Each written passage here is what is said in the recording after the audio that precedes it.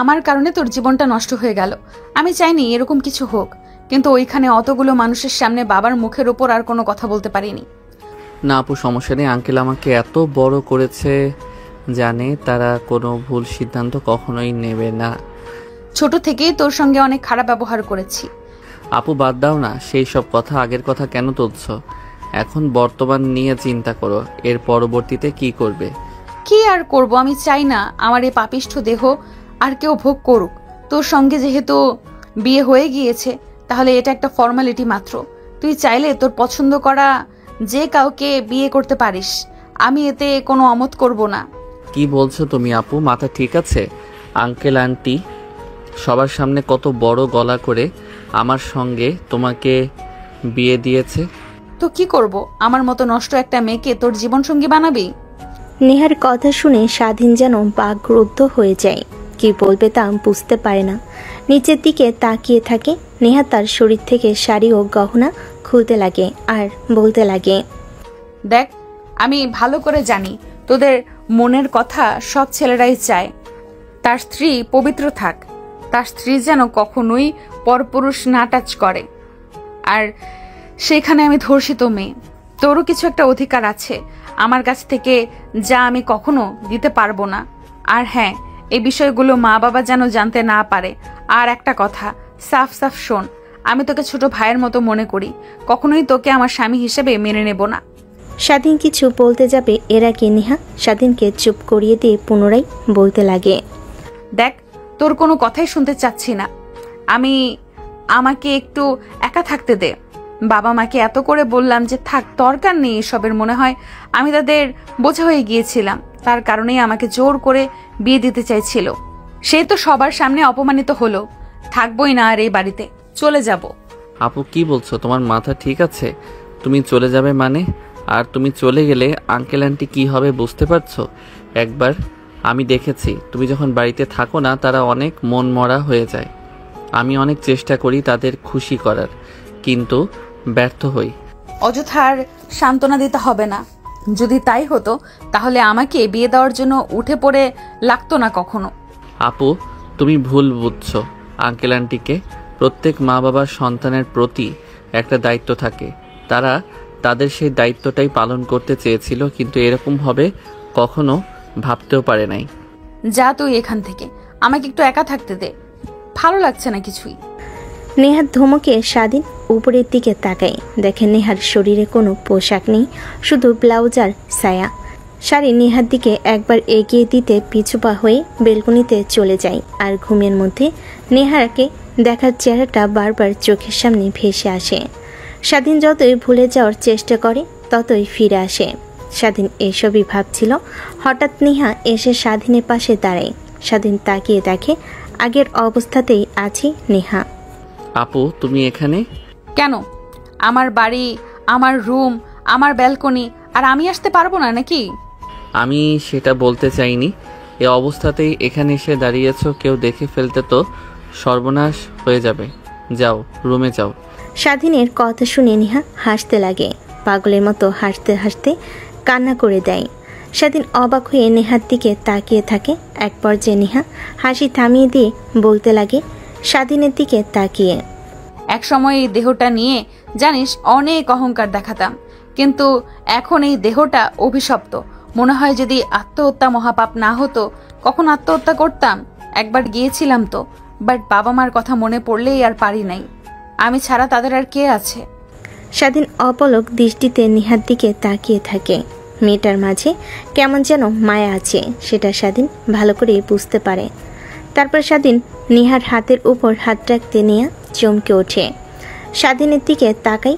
স্বাধীন নেহার দিকে তাকিয়ে মুচকি একটা হাসি দিয়ে বলতে লাগে, আচ্ছা, সবকিছু আগের মতো চাইলেও কি করা সম্ভব? না জানি আগে সবকিছু ফিরিয়ে দিতে পারবো না, কিন্তু নতুন করে বাঁচতে শেখাবো। পুরনো সব স্মৃতি মুছে দিয়ে নতুন করে বাঁচতে শেখাবো। জানি তা কখনোই পারবে না তো। অযথা স্বপ্ন দেখাস না। আমি এমনিতেই তোর জীবনটা নষ্ট করে ফেলেছি, আর চাই না তোর জীবন নষ্ট করতে।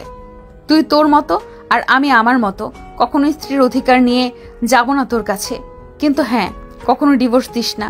আর আমার একটা রিকোয়েস্ট রাখবি, জানি না তুই আদৌ কথাটা রাখবি কিনা। হ্যাঁ বলো, আমি আমার যত সম্ভব চেষ্টা করব কথাটা রাখার। আমি মা হতে চাই, আর চাই তোর সন্তানকে আগলে ধরে বাকিটা পথ চলতে।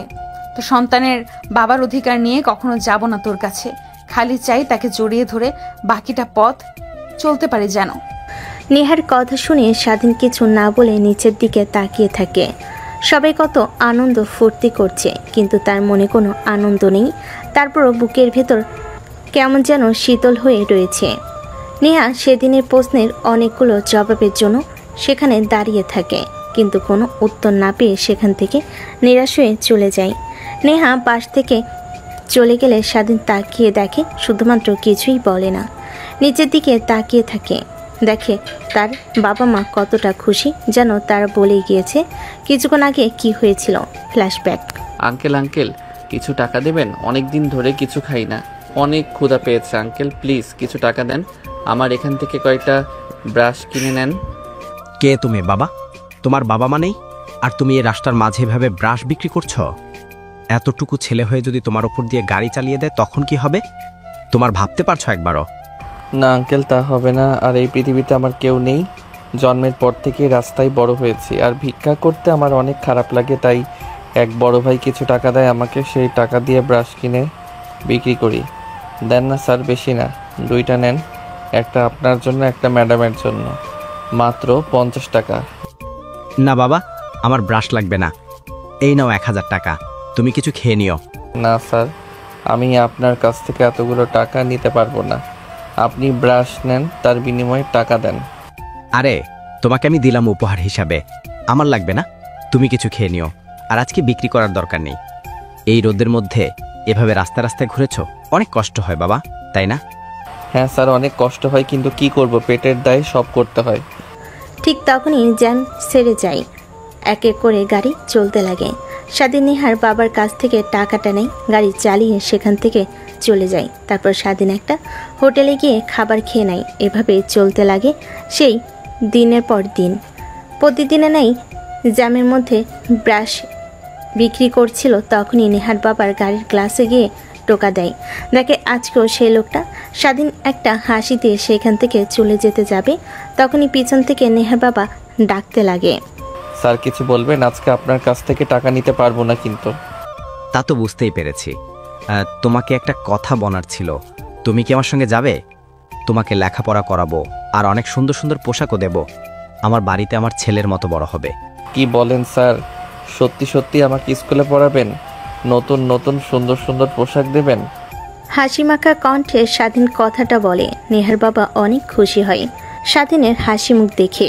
নিমিষে স্বাধীনের হাসি মুখ থেকে হাসি হারিয়ে গোমরা মুখে বলে, না স্যার, সরি, মাফ করবেন। কিছুদিন আগে আপনার মতো একটা ভদ্রলোক আমার এক বন্ধুকে রাস্তা থেকে নিয়ে যায়, পরবর্তীতে শুনি আমার বন্ধুকে নাকি তারা চোরাচালানি করে বিদেশে পাচার করে দিয়েছে।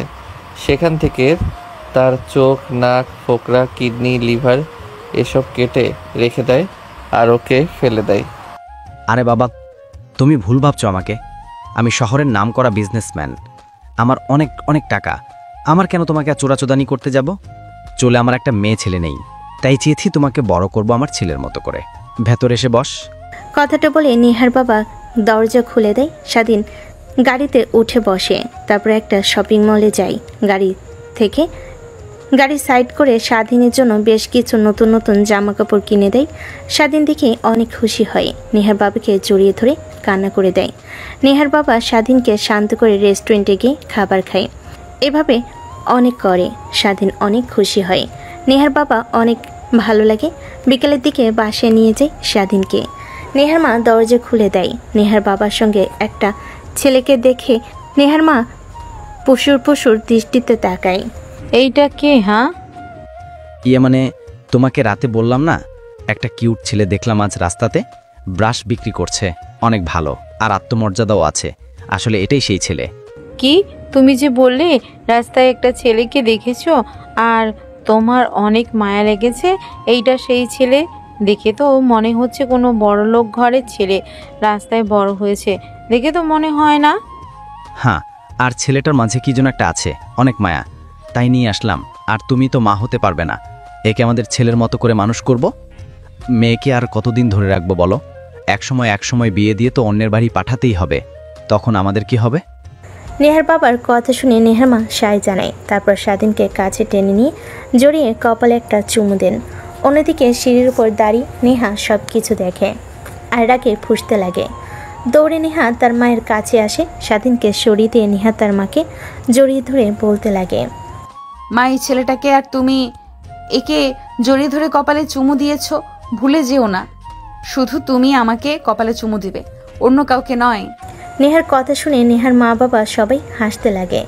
তারপর নেহাকে স্বাধীনকে সোফায় নিয়ে বসিয়ে দেয়। তারপর বলতে লাগে, নেহামা শুনুন, আজ থেকে এটা তোমার ছোট ভাই। তুমি কিন্তু অনেক বড় একটা মেয়ে, আর একে কিন্তু ছোট কখনোই একে মারবে না, আর তুমি একে অনেক ভালোবাসবে। আমার কোনো ছোট ভাই নেই, আর তোমরা ওকে ভালোবাসবে মানে তোমরা শুধু আমাকে ভালোবাসবে, অন্য কাউকে নয়। কথা শুনে নেহার বাবা মা অবাক হয়ে যায়। দুজনেই হাসতে হাসতে নেহাকে বোঝাতে লাগে। এক পর্যায়ে বুঝতে পারে। তারপর স্বাধীনকে একটা রুম দেখিয়ে দেয়। স্বাধীন অনেক খুশি হয়। তারপর স্কুলে ভর্তি করিয়ে দেয়। নেহা স্বাধীনকে দুই চোখে দেখতে পায় না, সবসময় পেলে ওকে মারে, আরও অনেক আজে বাজে কথা বলতে লাগে। সারাদিনের খারাপ লাগলে রুমে গিয়ে দরজা আটকে দিয়ে কান্না করতে লাগে। নেহার মা বাবা কেউ জিজ্ঞেস করলে কিছুই বলে না। এভাবে কেটে যায় অনেকটা দিন। দেখতে দেখতে স্বাধীন কলেজে উঠে, আর নেহা ভার্সিটিতে। স্বাধীন, ওই স্বাধীন তোকে না বললাম আজকে আমি ভার্সিটিতে যাব আর আমার পোশাকগুলো স্ত্রী দিয়ে যেতে, আর এখনো কেন দিসনি? মানে আপু, আজকে আমার কলেজের প্রথম দিন, তাই একটু ফ্রেশ হচ্ছি। ফ্রেশ হতে আর হবে না, তোর যে চেহারা, মেয়েরা দেখলে এমনিতেই 200 হাত দূরে চলে যায় তোকে দেখে, আর কেউ ভালোবাসবে না। এত ফ্রেশ এত পরিপাটি হয়ে কোনো লাভ নেই, বুঝলি? আপু, বুঝতে পারছি। এখন এত কথা বলে আর কোনো লাভ নেই, যা তাড়াতাড়ি আমার জামাগুলো ইস্ত্রি করে দে। কথাটা শুনে নেহা তার পোশাকগুলো রেখে নেহার পোশাকগুলোকে ইস্ত্রি দিয়ে দিতে লাগে। নেহার জামা কাপড় দেওয়া হয়ে গেলে নেহা রুমের দিকে অগ্রসর হয়। নেহার রুমের কর্নারে, কিন্তু নেহা দরজাটা খোলে না। হালকা ধাক্কা দিতে দরজাটা খুলে যায়। দরজা দিয়ে নেহার রুমে প্রবেশ করে। ঠিক তখনই নেহা ওয়াশরুম থেকে বের হয়, শরীরে একটা টাওয়াল পেঁচিয়ে, যা শরীরের অর্ধেক অংশ দেখা যায়। নেহা আর স্বাধীন দুজনে চিৎকার দিয়ে ওঠে। ঠিক তখনই নেহার মা উপরে উঠে আসে। নেহা তড়িঘড়ি করে ওয়াশরুমে চলে যায়। কি হয়েছে তোরা দুইজন এভাবে চিৎকার দিয়ে বাড়িটা মাথায় তুলে নিলি? না মানে আন্টি, একটা তেলাপোকা ওয়াশরুম থেকে বের হয়ে এদিকে এসেছে। আমি চিৎকার দিয়েছি, আর ওয়াশরুমে থাকলে নেহা ও চিৎকার দেয়। ধুর, ওরা দুজন পারসো বটে।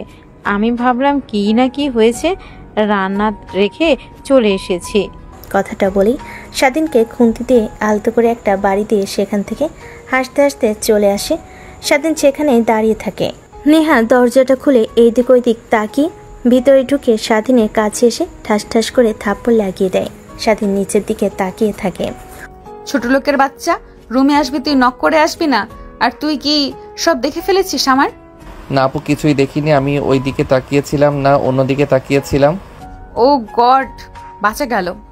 অন্যদিকে স্বাধীন নিচের দিকে তাকিয়ে মুচকি মুচকি হাসতে লাগে। তারপর জামাগুলো এগিয়ে দেয়।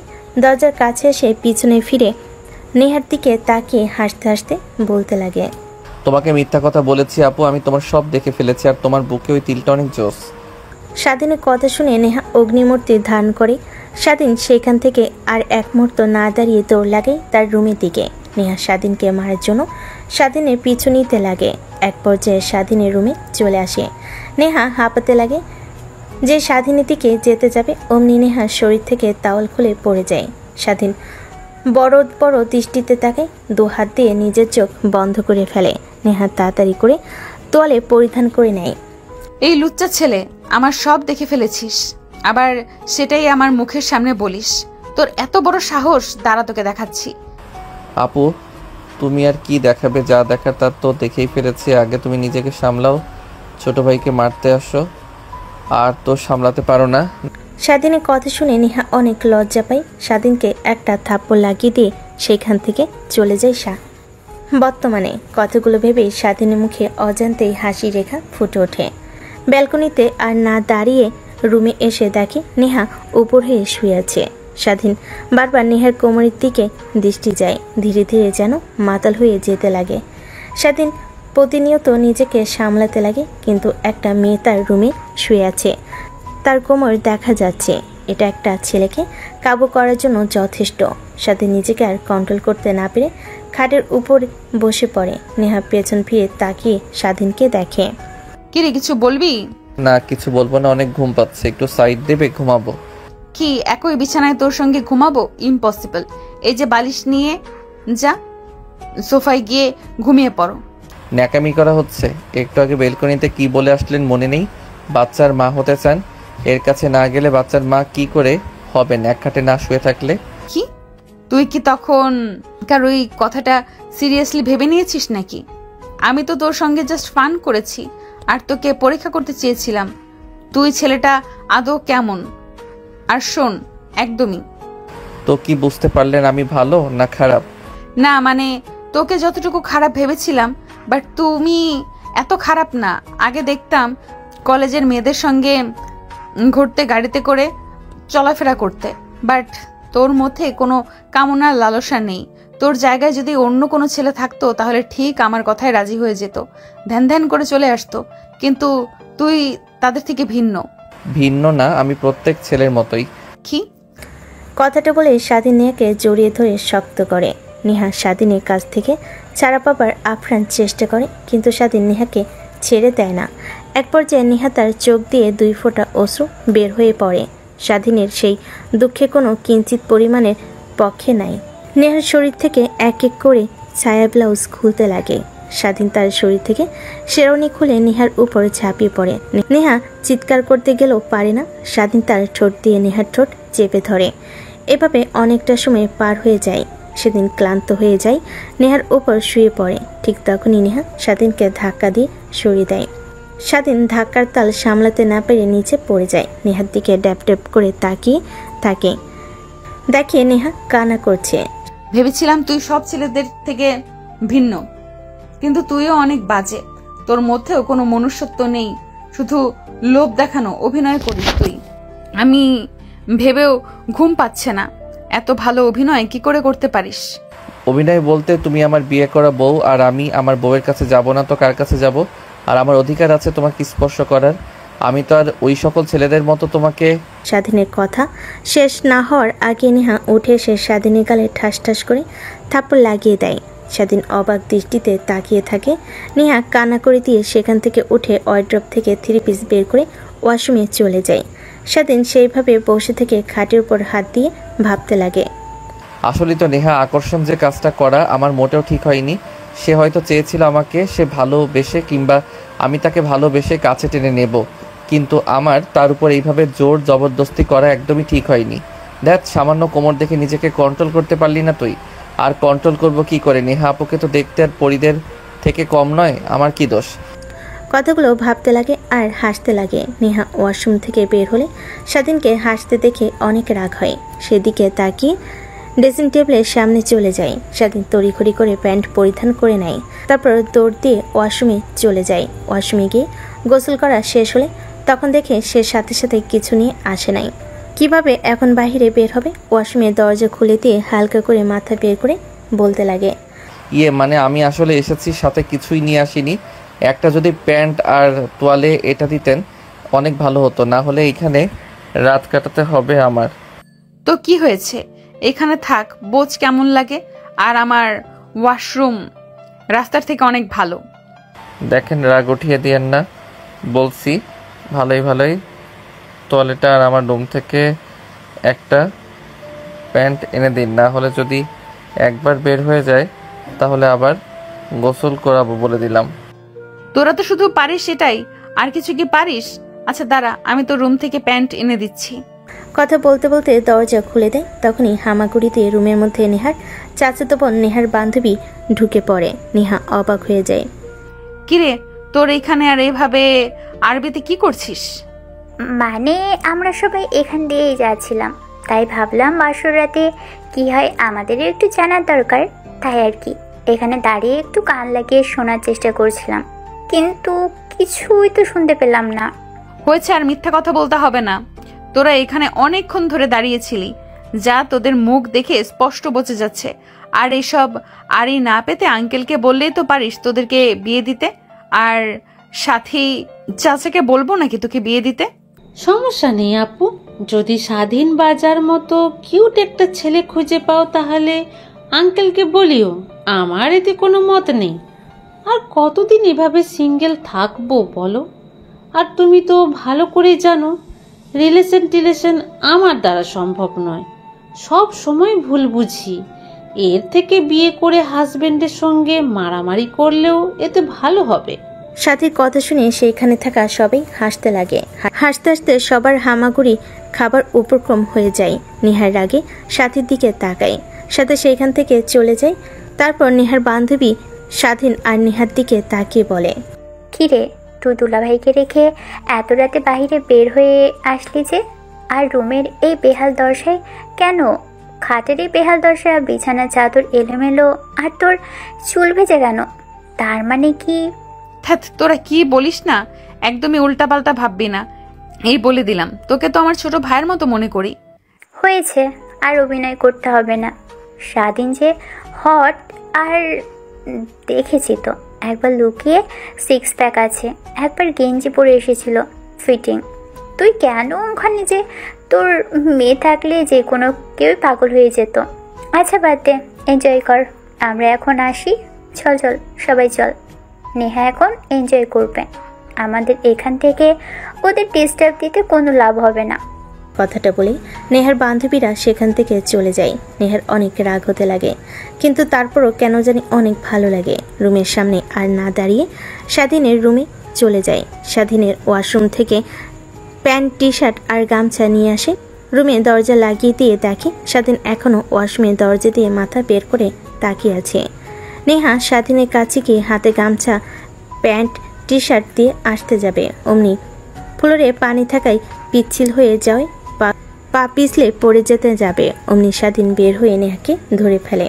ঠিক আছে না, আপনি কিছুতে হয়নি, আঘাত লাগেনি তো? স্যার বলছি, স্যার এইভাবে এই খালি শরীর নিয়ে বাহিরে আসছিস তো শরম করছে না? এখন যদি কেউ রুমে চলে আসে তখন কি হবে? দেখ, তুমিও না রুমে কি আসতে যাবে? সবাই জানে রুমে ইউক্রেন আর রাশিয়ার যুদ্ধ হচ্ছে, তাই সবাই বিপদসীমার বাহিরে আছে। ইউক্রেন আর রাশিয়ার যুদ্ধ, তাই না? তারা তোকে দেখাচ্ছি যুদ্ধ কি হয়, কত প্রকার আর কিভাবে হয়। কথাটা বলে নেহা দৌড়ে ঝাড়ু হাতে নেয়। স্বাধীন দৌড়ে ওয়াশরুমে চলে যায়, দরজা লাগিয়ে দেয়। নেহা বাইরে থেকে বক বক করতে লাগে। স্বাধীন ওয়াশরুমে গিয়ে প্যান্ট, টি শার্ট পরিধান করে গামছা মাথায় দিয়ে চুল মুছতে লাগে। অনেকটা সময় পর বাইরে মাথা বের করে দেখে নেহা রুমে নেই। স্বাধীন স্বস্তির নিঃশ্বাস ফেলে বাইরে বের হয়ে রুমে দরজাটা লাগিয়ে পিছন ফিরতে দেখে নেহা দাঁড়িয়ে আছে, হাতে ঝাড়ু। স্বাধীন কি করবে বুঝতে পারে না, দৌড়াতে লাগে। নেহা স্বাধীনের পিছু পিছু দৌড়াতে লাগে আর ঝাড়ু দিয়ে মারতে লাগে। এভাবে অনেকটা সময় পার হয়ে যায়। নেহা আর স্বাধীন দুজনেই দৌড়াদৌড়ি করে ক্লান্ত হয়ে যায়। দুজনেই খাটের উপর শুয়ে পড়ে। দুজন দুজনের ঘন ঘন নিঃশ্বাসের স্পষ্ট শব্দ শুনতে পায়। রুমের মধ্যে চিনচিন নীরবতা বিরাজ করে। এভাবে কখন যে ঘুমিয়ে যায় বুঝতে পারে না। সকালবেলা স্বাধীনের ঘুম ভেঙে যায়। দেখে আশপাশ থেকে আজানের ধ্বনি ভেসে আসছে। স্বাধীন উঠে পড়ে ওয়াশরুমে যায়, ফ্রেশ হয়ে আসে। দেখে নেহা উঠে চোখ কসলাচ্ছে আর হাম দিচ্ছে। কিরে, এত তাড়াতাড়ি সকাল হয়ে গেল? সবে তো মাত্র ঘুমোলাম, অনেক ঘুম পাচ্ছে। লাইট অফ করে দে তো। লাইট অফ করবো মানে? যান, এখন ওয়াশরুমে ফ্রেশ হয়ে আসেন, নামাজ পড়বো, ফজরের আজান দিয়েছে। হ্যাঁ, যা পরে নিব, এখন ঘুমাতে দে। রাতে ঠিকমতো ঘুমাতে পারি নাই কিন্তু।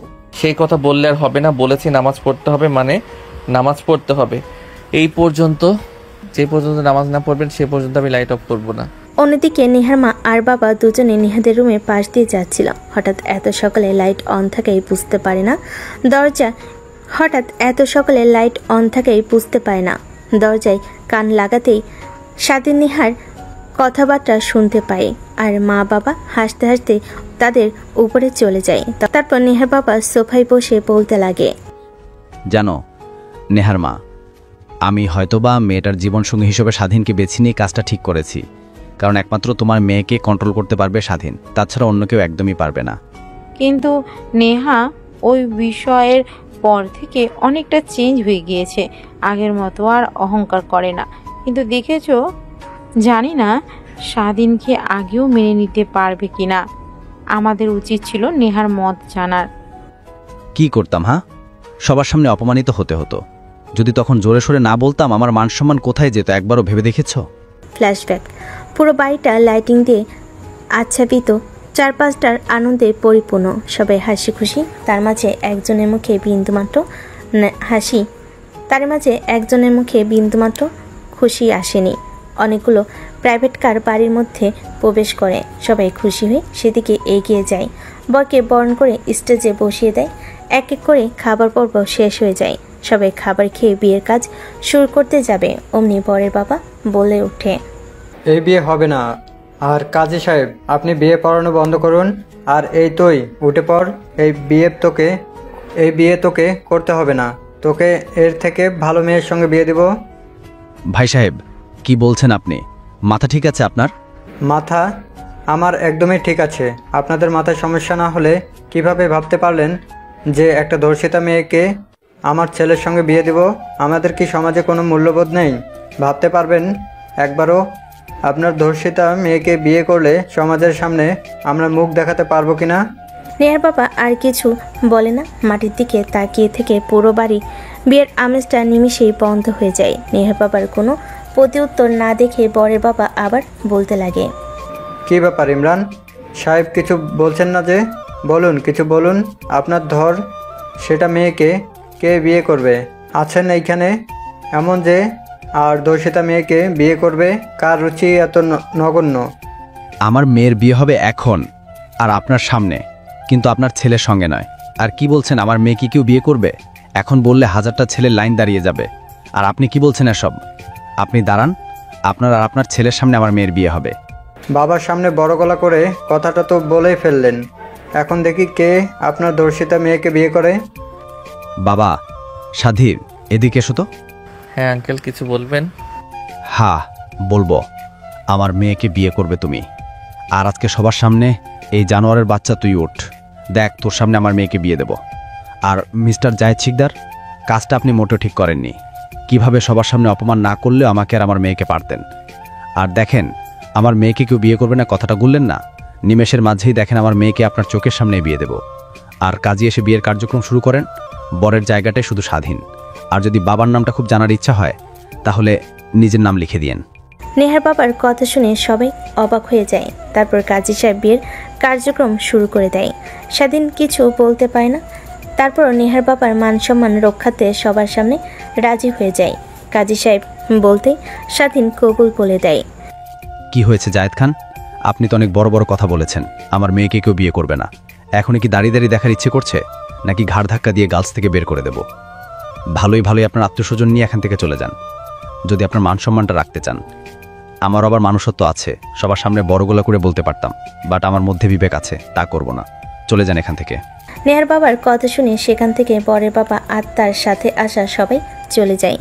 নেহার বাবা সোফায় বসে মাথায় হাত দিয়ে চিন্তা করতে লাগে। স্বাধীন গিয়ে নেহার বাবার পাশে বসে পড়ে, তারপর বলতে লাগে, আঙ্কেল চিন্তা করবেন না, যা হবার তা তো হয়ে গেছে। আর নেহা ম্যামের তো এখানে কোনো হাত নেই। ওই জানোয়ারের বাচ্চারা তো চারটা, আর না বললাম ওদের সাথে ওরা একদিন দেখবেন ধানের জয় পাবে। হ্যাঁ বাবার, জানি। আর তোমাকে অনেক অনেক ধন্যবাদ সবার সামনে রাজি হওয়ার কারণে। আর জানি না তুমি অন্তত নেহাকে মেনে নিবে কিনা, তোমার থেকে সিনিয়রও। বাকি কথা বলতে না দিয়ে স্বাধীন পুনরায় বলতে লাগে, আঙ্কেল রাস্তা থেকে তুলে এনে বড় করেছেন, লেখাপড়া করিয়েছেন, আপনাদের ঋণ কখনোই শোধ করতে পারবো না, এটা ভালো করে জানি। পরিশেষে নেহা ম্যামকে বিয়ে করে যদি সামান্য পরিমাণ ঋণ শোধ করতে পারি, আমার কাছে অনেক কিছু। আর আমি মনে করি আমার জন্য যাও ভালো হবে, আপনি তাই করবেন। স্বাধীনের কথা শুনে নেহার বাবার অনেক ভালো লাগে। নেহা সেখানে আর না থেকে রুমে চলে আসে। তারপর নেহার বাবা একটা প্যাকেট স্বাধীনকে দিয়ে দেয়। স্বাধীন প্যাকেটটা হাতে নিতে নেহার বাবা বলে, আর শেরনি পায়জামা এগুলা রুমে গিয়ে পরিধান করে নাও, তোমাকে দেখে কেউ বলতে পারবে না আর বুঝতে পারবে না এখন তুমি আমার মেয়ের জামাই। কথাটা বলে নেহার বাবা হাসতে লাগে। স্বাধীন সেখান থেকে উঠে রুমে চলে যায়। বর্তমান এখন আল্লাহর কাছে দোয়া করি যেন দুজনকে একত্র করে রাখে। ছোট থেকে তো দেখে এসেছি দুজন দুজনার যেন শত্রু। এখন কি হয়েছে হয়। ধ্যাত, তুমি এমনি এমনি চিন্তা করছো। দেখো, সব ঠিক হয়ে যাবে। আর একে অপরকে ছাড়া এক মুহূর্ত থাকতে পারবে না। আমার কথার সঙ্গে তুমি মিলিয়ে নিও একদিন। তাই যেন হয়, এই দোয়াই করি। আর ঘুমাবো না, আজান দিয়েছে, নামাজ পড়ে তারপর ঘুমাই। অন্যদিকে নেহা নামাজ পড়বে না। স্বাধীন হাত ধরে নেহাকে খাট থেকে কোলে তুলে নিয়ে ওয়াশরুমে এসে দাঁড় করিয়ে দেয়। নেহার মুখে পানি মারতেই নেহার ঘুম দূর হয়ে যায়। নেহা উঠে স্বাধীনের দিকে রাগী দৃষ্টিতে তাকিয়ে থাকায় স্বাধীন মুচকি একটা হাসি দিয়ে অজু করতে বলে নেহা অজু করে নেয়। তারপরে ওয়ার্ড্রোব থেকে জায়নামাজ বের করে বিছিয়ে দেয়। নেহাকে দাঁড় করিয়ে স্বাধীন সামনে দাঁড়িয়ে পড়ে, নামাজ পরিধান করে নেয়। নামাজ পড়া শেষ হলে স্বাধীন পিছন ফিরে তাকিয়ে দেখে নেহা তার দিকে ড্যাপ ড্যাপ করে তাকিয়ে আছে। কি হয়েছে, এভাবে তাকিয়ে আছো কেন? নামাজ পড়া হয়েছে? না কিছু না, আর নামাজ শেষ। ভালো, চলো বেলকনিতে গিয়ে দাঁড়াই। কি না, একদমই না। আমার একটুও ভালো লাগছে না। রাতে তো ঠিকমতো ঘুমাতে দেয়নি, এখন আবার জোর করে উঠে নামাজ পড়লে। এখন অন্তত আমাকে শান্তি মতো ঘুমাতে দাও। আচ্ছা ঠিক আছে, বুঝতে পারছি। চলো বেলকনিতে গিয়ে দাঁড়াই। যদি মাইন্ড আর মন ভালো না হয়, ঘুম যদি তোর থেকে উড়ে না যায়, তখন আমাকে বল। স্বাধীনের কথা শুনে নেহা মজা নেয়। স্বাধীনের কথা শুনে নেহা জায়নামাজ থেকে উঠতে চায় না। স্বাধীন জোর করে নেহাকে কোলে তুলে নিয়ে এসে বেলকনিতে দাঁড় করায়। সকালের ঠান্ডা বাতাস নেহার শরীরে পড়তেই কেঁপে ওঠে। কেন জানি পরিবেশটা অনেক ভালো লাগে নেহার, কিন্তু স্বাধীনকে বুঝতে না দিয়ে রাগী দৃষ্টিতে তাকায়। কি হয়েছে এখন আবার এভাবে তাকিয়ে আছেন কেন? তাকিয়ে আছে কেন বুঝতে পারছিস না? যেভাবে ব্যালকনিতে নিয়ে এসেছিস একইভাবে খাটে রেখে আয় না, না হলে তোর কিন্তু খবর আছে। রেখে আসবো, কিছুক্ষণ দাঁড়িয়ে সকালের পরিবেশটা উপভোগ করেন। এই সময় তো আমার অনেক ভালো লাগে, নামাজ পড়ে বেলকনিতে দাঁড়িয়ে আশেপাশে সেটা দেখতে অনেক ভালো লাগে। দেখেন না ওই ছেলে বাচ্চাগুলো টুপি মাথায় দিয়ে হাতে কায়দা নিয়ে কোথায় যাচ্ছে, বলতে পারবেন? না বলতে পারবো না, বাট আমার মনে হচ্ছে আমিও ঠিক এইভাবেই ছোটবেলায় কোথায় জানি যেতাম। ও আচ্ছা, তার মানে আপনি কোরআন শরীফও পড়তে জানেন? কখনো পড়তে দেখিনি তো। পার্টি একটু একটু। আচ্ছা ওয়েট, তুই কি করে জানলি আমি কোরআন শরীফ পড়তে জানি? আমি তো মাঝে মাঝে রাতের বেলা মন চাইলে পড়তাম, নিশি রাতে কেউ যখন ঘুমিয়ে থাকতো সবাই। নেহার কথা শুনে স্বাধীন মুচকি একটা হাসি দেয়। এই পরিবেশটার সাথে স্বাধীনের হাসি যেন নেহাকে আরও পাগল করে দিতে লাগে, কিন্তু স্বাধীনকে বুঝতে দেয় না। সেইভাবে অনেকটা সময় পার হয়ে যায়। নেহার অনেক ভালো লাগে। হঠাৎ করে স্বাধীন নেহাকে কোলে তুলে নেয়। সময়ের আপসিকতায় নেহা চমকে স্বাধীনের গলা জড়িয়ে ধরে রাগী দৃষ্টিতে তাকায়। স্বাধীন নেহাকে রুমে নিয়ে এসে খাটের উপর শুয়ে দিয়ে এসে শুয়ে পড়ে। নেহা উঠতে যাবে, অমনি স্বাধীন নেহাকে শক্ত করে জড়িয়ে ধরে শরীরের উপর গা দিয়ে ঘুমিয়ে পড়ে। নেহা কিছু বলতে গেলে কিস করে দেয়। নেহা কিছু বলতে পারে না, এক পর্যায়ে চুপ করে ঘুমানোর চেষ্টা করে। একটু পর তারা দুজনেই ঘুমিয়ে যায়। নেহার ঘুম ভেঙে গেলে ঘড়ির দিকে তাকিয়ে দেখে সকাল 9টা বাজে। তড়িঘড়ি করে শোয়া থেকে উঠে বসে। স্বাধীন পাশে শুয়ে আছে ছোট বাচ্চাদের মতো। নেহা স্বাধীনের দিকে এক পলক তাকিয়ে উঠে ওয়াশরুমে চলে যায়। ওয়াশরুম থেকে বের হয়ে ড্রেসিং টেবিলের সামনে বসে থেকে চুল আঁচড়াচ্ছিল। স্বাধীনের ঘুম ভেঙে সামনে নেহাকে এমন অবস্থায় দেখে অনেক ভালো লাগে। শুয়ে থেকে ড্যাপ ড্যাপ করে তাকিয়ে থাকে। নেহা স্বাধীনের দিকে আয়নায় দেখে স্বাধীন তার দিকে ড্যাপ ড্যাপ করে তাকিয়ে আছে। পিছন ফিরে স্বাধীনের দিকে তাকিয়ে নেহা বলতে লাগে, হয়েছে আর কত ঘুমাবি? যা তাড়াতাড়ি গাড়ি গিয়ে বের কর, কলেজে যেতে হবে। এই বিয়ে বিয়ে করে অনেক দিন হলো কলেজে যাওয়া হয়নি, অনেকগুলো চ্যাপ্টার পিছে পড়ে গেলাম। আচ্ছা ঠিক আছে, আমি এখনই রেডি হয়ে আসছি। আর শোন আরেকটা কথা, আমাদের যে বিয়ে হয়েছে এইটা তুই আবার যেন কলেজের কাউকে বলিস না, তাহলে আমার কিন্তু মান সম্মান ধুলোয় মিশে যাবে। নেহার কথা শুনে স্বাধীনের অনেক খারাপ লাগে, কিন্তু নেহাকে বুঝতে না দিয়ে ঠোঁটের কোণায় মুচকি একটা হাসি টেনে রেখে রুম থেকে বের হয়ে তার রুমে চলে যায়। ওয়াশরুমে গিয়ে ফ্রেশ হয়ে গোসল করে রুমে এসে পোশাক পরিধান করে। একটা ব্যাগ কাঁধে নিয়ে বাইরে গাড়িতে এসে অপেক্ষা করতে লাগে। একটু পরে চলে আসে, গাড়িতে উঠে বসে। পাশের সিটে স্বাধীনে ব্যাগ দেখতে পেয়ে নেহা গাড়িতে বসে প্রশ্ন করে। কিরে ব্যাগটা কার? আর তোকে না বললাম আমাকে ডাক দিতে? ডাক দিলে না কেন? একে তো অনেক লেট হয়ে গিয়েছে। আমি ভাবলাম তুই এখনো রেডি হোসনি, তার জন্যই বসেছিলাম রুমে। সরি ম্যাম, আর ব্যাগটাতে আমার বই আছে, অনেক দিন হলো আমি ক্লাস করি না, তাই ভাবলাম আজকে ক্লাস করব। ক্লাস করবে মানে? তুই পড়ালেখাও করিস? মানে আপনি যে কলেজে পড়েন, আমি ওই কলেজে ভর্তি হয়েছি ইন্টার ফার্স্ট ইয়ারে। গ্রাম থেকে এসএসসি পরীক্ষা দিয়ে এসেছিলাম, তাই ভাবলাম লেখাপড়াটা যেন চালিয়ে যেতে পারি, তাই ভর্তি হয়েছিলাম। ক্লাস করা হয়েছে 2-1 বার আপনার চোখ ফাঁকি দিয়ে, তাই ভাবলাম এখন তো ফ্রি, তাই আর কি। আচ্ছা ঠিক আছে, তা বুঝতে পারছি। এখন মন দিয়ে গাড়ি চালা, আর আমি ফোন করলেই চলে আসিস। বেশিক্ষণ ক্লাস করব না, জাস্ট বান্ধবীদের সঙ্গে দেখা করে আসব আর নোটগুলো নিয়ে আসব। স্বাধীন মাথা দিয়ে হ্যাঁ বোঝায়। তারপর সেখান থেকে সোজা কলেজ পার্কিং লটে গাড়ি রেখে নেহা তার ক্লাসরুমে, স্বাধীন তার ক্লাসরুমে চলে যায়। স্বাধীন ক্লাসরুমে গিয়ে বসতেই পাশে তাকিয়ে দেখে একটা ছেলে বসে আছে, খাতে কি যেন লিখছে। স্বাধীন কৌতূহল নিয়ে ছেলেটাকে প্রশ্ন করে। আচ্ছা, তুমি মনোযোগ দিয়ে কি করছো? আর বলিও না ভাই, কালকে স্যার একটা ম্যাথ করতে দিয়েছেন, ক্লাসের কেউ পারেনি, আমিও পারি নাই, তাই ম্যাথটা তুলে নিয়ে গিয়েছিলাম। রাতভর চেষ্টা করেছি, তাও পারি নাই। এখন চেষ্টা করছি, দেখি পারি কিনা। যদি পারি স্যার অনেক বাহবা দিবে। ও আচ্ছা, দেখি আমিও ম্যাথটা পারি কিনা। ছেলেটা কৌতূহল নিয়ে স্বাধীনের দিকে তাকায়। বেশ কিছুক্ষণ তাকিয়ে থাকার পর বলতে লাগে, তুমি কে? তোমাকে তো চিনতে পারলাম না। আমি তো প্রত্যেক দিন নিয়মিত ক্লাস করি, বাট তোমাকে কখনো তো দেখি নাই। ভর্তি হয়েছি, বাট ক্লাস করতে খুব একটা আশা হয়নি। মাসে 1 বার কি 2 বার এসেছি, তাই হয়তো দেখোনি আমাকে। ও আচ্ছা, তাই হবে বোধ হয়। আর এই নাও, দেখো তো পারো কিনা। তারপর স্বাধীন ম্যাথটা দেখে বুঝতে পারে অনেক কঠিন, বাট সে পারবে। তারপর সেটাকে বুঝিয়ে বুঝিয়ে ম্যাথটা কমপ্লিট করতে লাগে। প্রায় 10 মিনিট পর কমপ্লিট করে ছেলেটা স্বাধীনের দিকে ড্যাপ ড্যাপ করে তাকিয়ে থাকে। বাহ, তুমি তো অনেক জিনিয়াস। তুমি ক্লাসে ঠিক মতো আসো না, তারপরও এত কঠিন একটা ম্যাথ তুমি সলিউশন করে ফেলেছো। যেখানে আমাদের মতো ক্লাস টপারও পারে নাই, সেখানে তুমি কিনা ঠিক মতো ক্লাস নাইস ইউ কমপ্লিট করলে। ক্লাসে না আসলে কি হবে? আমি প্রত্যেক দিন রাতের সময় পেলে বই খুলে একটু পড়ি, বাট খুব একটা মনোযোগ দিতে পারে না, সব সময় কাজ করতে হয়। আচ্ছা বাদ দাও।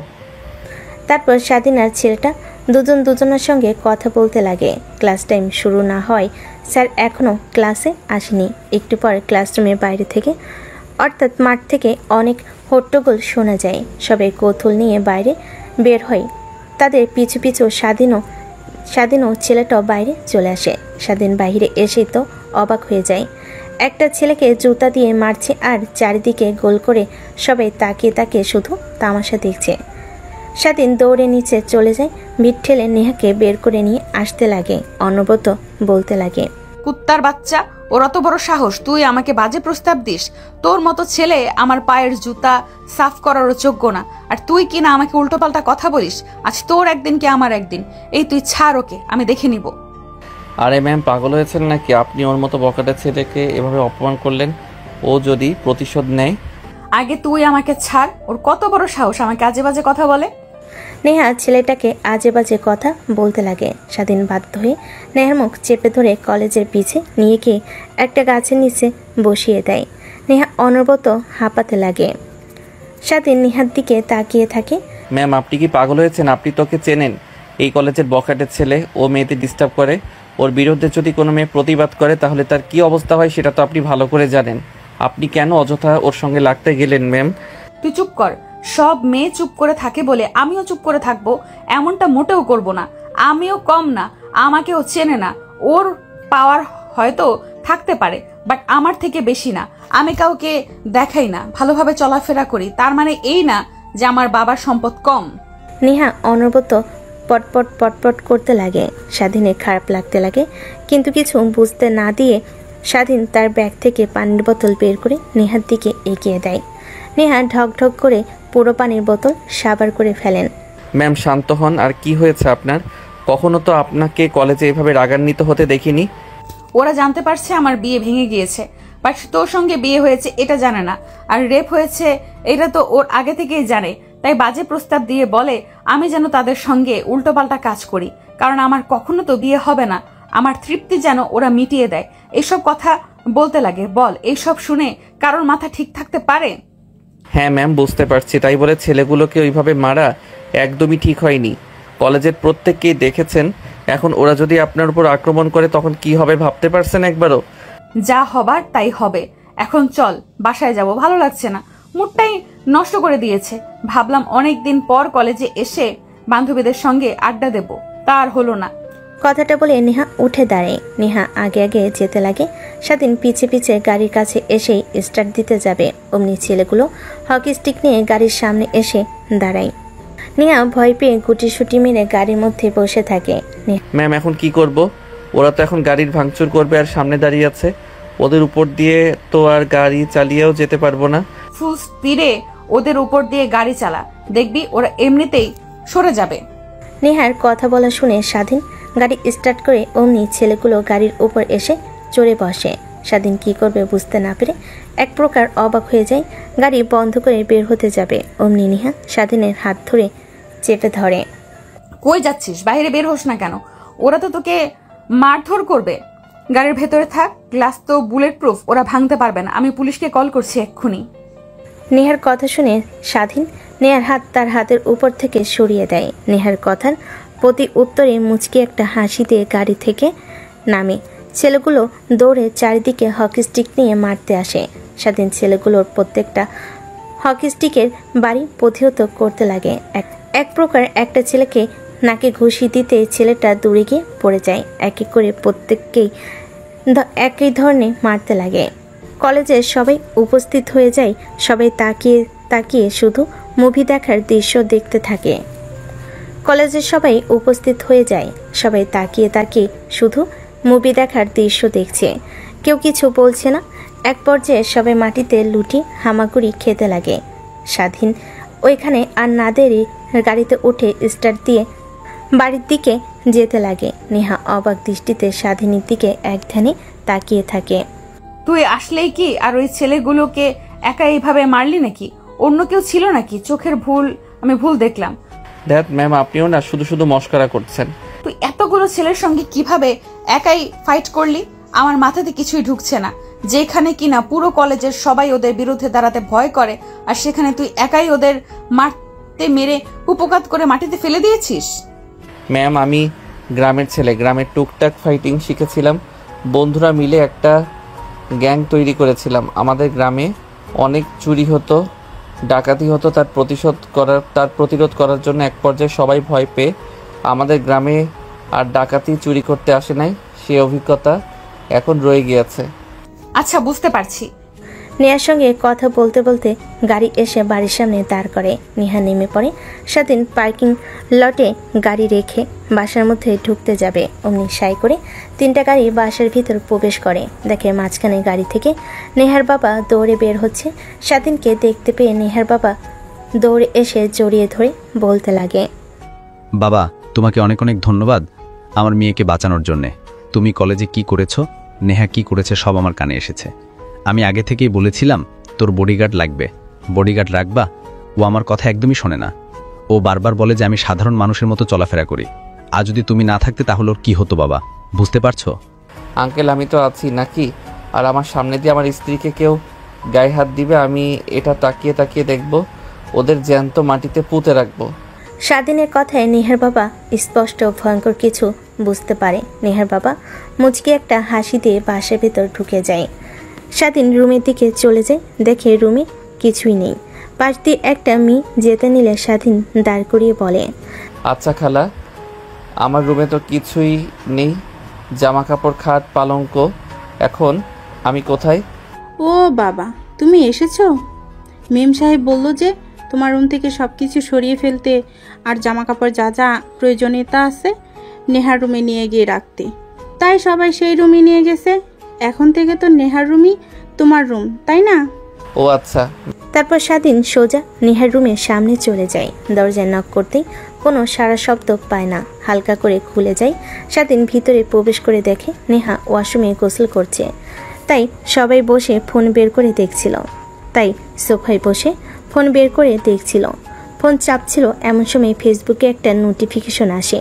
নোটিফিকেশনটা অন করতে দেখে একটা ফ্রেন্ড রিকোয়েস্ট।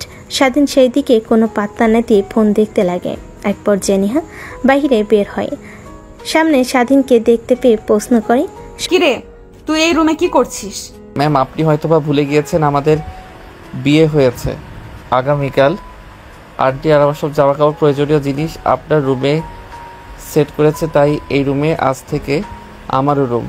কি মা বাবা আর কি কিছু করবে আমার সাথে আল্লাহই জানে।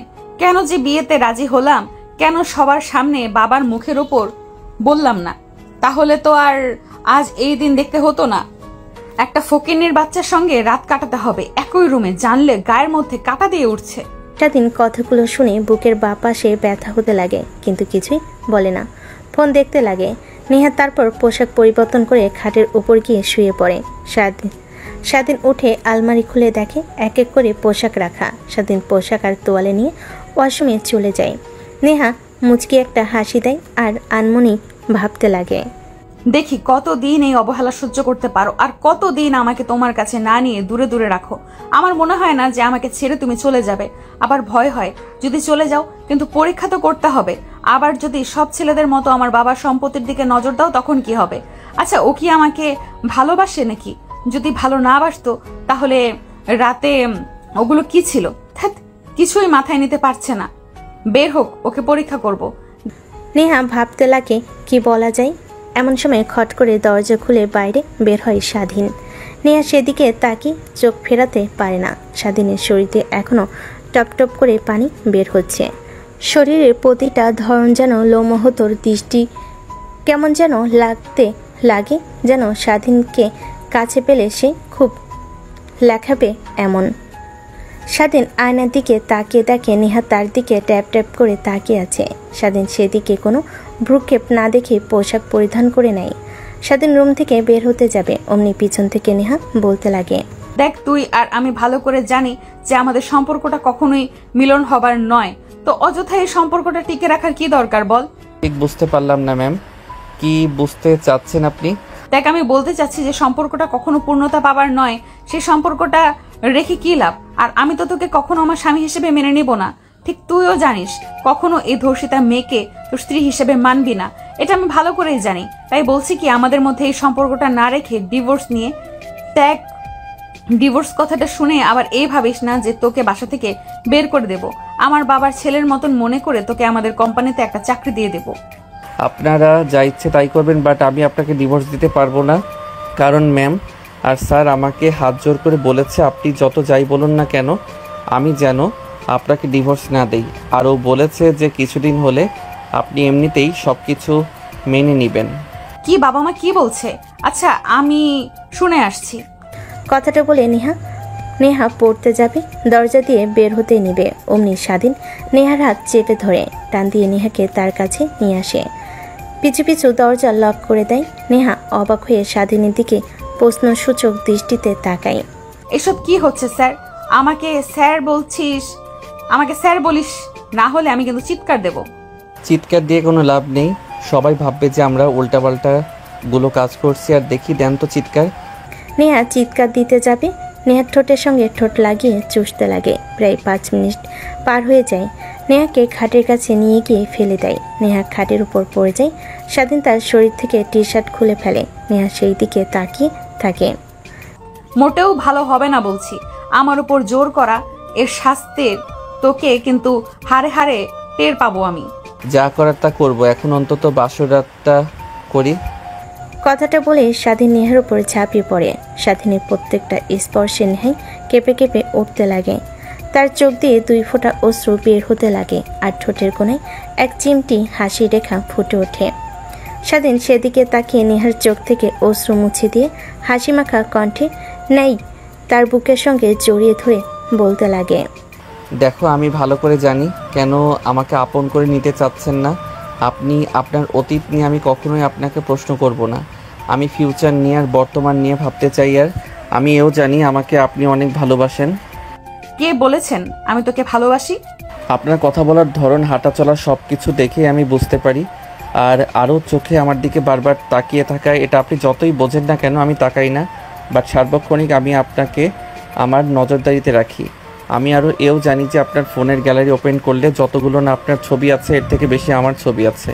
স্বাধীনের কথা শুনে নেহা অবাক দৃষ্টিতে তাকাতেই স্বাধীন নেহার উপর থেকে উঠে দাঁড়িয়ে শার্ট প্যান্ট পরিধান করে বলতে লাগে, লুকিয়ে লুকিয়ে ছবি তোলেন, আবার সেইগুলো মাঝে মাঝে ফ্রন্ট স্ক্রিনে রাখেন। কল আসলে সব দেখতে পাই, এক এক দিনে এক একটা পিক দেখতে পাই। এ ধারায় ধারণা পেয়ে গিয়েছি যে আমি ধ্যাত ধরাই পড়ে গেলাম। ভেবেছিলাম যে আমি তোকে আমার ভালোবাসার কথা প্রকাশ করব না, দেখব কতদিন এভাবে আমাকে আগলে রাখতে পারিস, কিন্তু সত্য জেনেই গেলি। ও সরি, তুই করে বলে ফেলেছি। এখন থেকে নো তুমি, নো আপনি, শুধুমাত্র তুমি বলে ডাকবো। কথাটা বলে স্বাধীন নেহাকে তার কোলে তুলে নেয়। নেহা লজ্জা পেয়ে যায়, স্বাধীনের বুকে মুখ লুকায়। স্বাধীন নেহাকে কোলে তুলে ওয়াশরুমে গিয়ে দুজনই ঝর্ণা নিচে ভিজতে লাগে। ভিজতে ভিজতে গোসল করতে লাগে। আর আমাদের সামনে এগিয়ে কোনো লাভ নেই, ওরা যা করার করুক। যদি আর জানতে ইচ্ছে করে তাহলে বিয়ে করে নিন, সব জানতে পারবেন। সব থেকে ভালো একটা বুদ্ধি। আল্লাহ হাফেজ।